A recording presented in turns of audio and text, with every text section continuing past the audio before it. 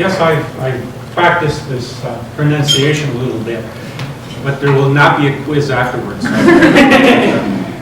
So it's not repeat after me, but it's familial adenomatous polyposis.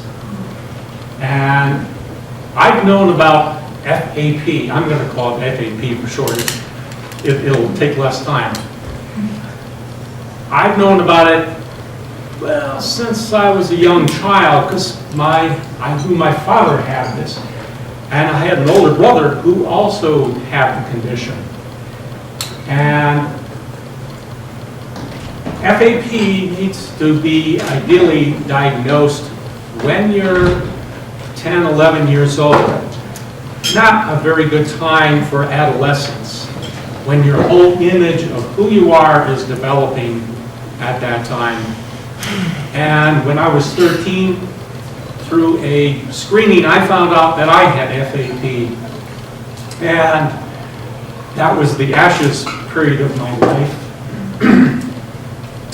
And it was difficult going through adolescence.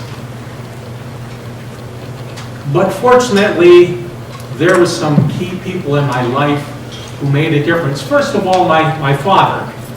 He was supportive through all of it. All of my brothers, I have 4 brothers who have FAP, and we were kind of our own support group for this. And as I got into college, I met a person who gave me a much different image of God than what I had had. I thought God was punishing me with this condition. Well, this person I met, Dalton Bishop, a Methodist minister, showed me a different side of God that I had never considered. To him, God was love, and he showed that to me. He demonstrated it with his life, and I came to believe it. And that's kind of where my transition really began. My spiritual journey began when I met him. It continued years later when I met another person, also a Methodist minister. I think there's a connection here. Ernesto Mariona, who came in as a substitute pastor, and he started a spirituality class.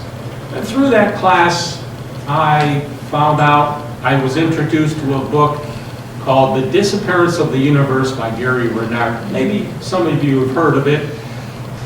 And that introduced me to A Course in Miracles, which is a self-study, and it helped me make the transition from seeing people as individuals and seeing people as different and seeing people as one. As we all want to be whole. We all want something in our life that pulls it all together for us.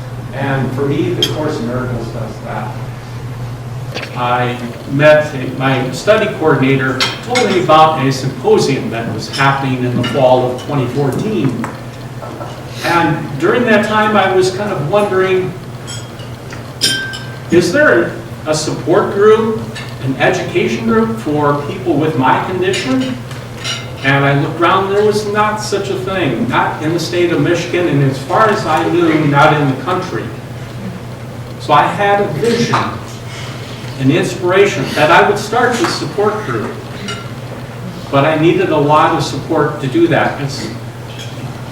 Yes, the vision can start with one person, but we all need each other to help make that vision a reality. And so I was introduced to the Hereditary Colon Cancer Foundation in Utah. Travis Bray and his wife Shawnee Bray talked with me about it, and they got me excited about this. And when I went to the symposium, it was the first time I had been introduced to a whole lot of other people with my condition and a similar condition called Lynch syndrome, also a hereditary condition that leads to many, many cancers within families. And so that was really the inspiration to get this group going. but I needed a place to meet. And it just happened that I met a person who was on the board at the Cancer Support Community in Greater Ann Arbor. And that gave me a place to meet. We began to formulate plans to get this support group together. And in April of 2015, we had our first support group. And then we had quarterly presentations where people come in and talk about FAP, and it could be nutrition, it could be genetic counseling, and the need for screening so that people don't develop cancer. FAP, if it's not treated, is 100% chance, leads to 100% chance of cancer. FAP is polyps in the colon. For me, my colon was removed. But I still have polyps that have to be checked in the duodenum. And so this support group addresses these kinds of issues. People finally have a place to come to talk about this. And the Hereditary Colon Cancer Foundation was inspired by what we were doing, that they are now going to formulate another 6 to 7 groups this year throughout the country in different cities based on what we're doing here in Ann Arbor. And I think the Phoenix is really rising here. The transition is truly amazing, and I am truly honored to be a part of that. And my father is 89 years old.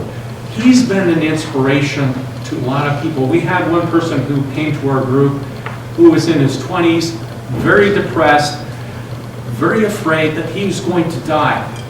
When he met my father, 89 years old, thought, you know what, I think I can live this. And he's doing a fundraiser in May with a golf tournament.